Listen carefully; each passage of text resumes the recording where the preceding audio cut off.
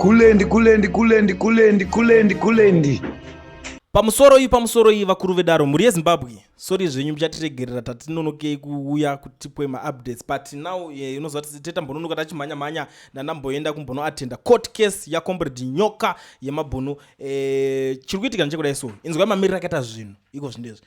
Nyaya yavo kesi yaya yapostponedwa futi kuiswa musi wa 15 January. Mareasons arongoramba achingotaurwa, mareasons aroramba achingobuda, ende ivo varinga vachitaura kuti state haisati yaready pane zvinhu zvinenge zviri zvinhu zvacho zvinenge zvichiitika. Saka iko zvinezvi mangwana pari kupinda imwe mukoti zvekare nyaya yefraud case iyaya ndio ichange iri mudariro. So Comrade Nyoka will be back in court mangwana zvekare.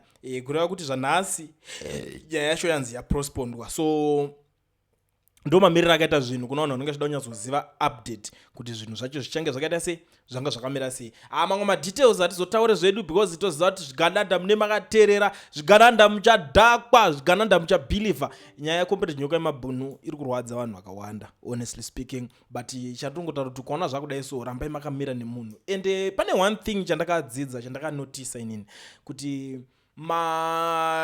comrades ese kana kuti munhu wese anozonzi uya azosvika pakukura zvekuti akwanisa kuda kunzi akuda unotonga nyika, handiti instead akambopfura nekujeri kana kuti akamboita musoja, ipapo hapashaye one paanenge akapfura napo. Saka nyatsai kuzvitarisisa kuti maybe you never know kuti mangwana chii chinenge chakarongwa, ndo mamwe wema future leaders kuti you never know kuti mangwana kana kuti ramangwana chii chavanenge vakazotarisa kuti zvingazoita sei kana kudide. But for now ndo update iripo muri yeZimbabwe. Comrade Nyoka yemabhunu case yavo yapostponedwa 15 January, but we'll see kuti zvichafamba sei mangwana pane case yefraud ichange chidzokera mukoti. Ndo update ndinayo, andidonya kutaura zvakawanda.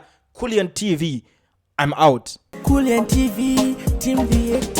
Asi vanhu vachishamsika, Kulian TV haichatsika. Saka subscribe wozolaika, nechawana zvisapa nachichazosha. Everybody say Kulian, yeah. Information is brilliant, yeah. Everybody say Kulian.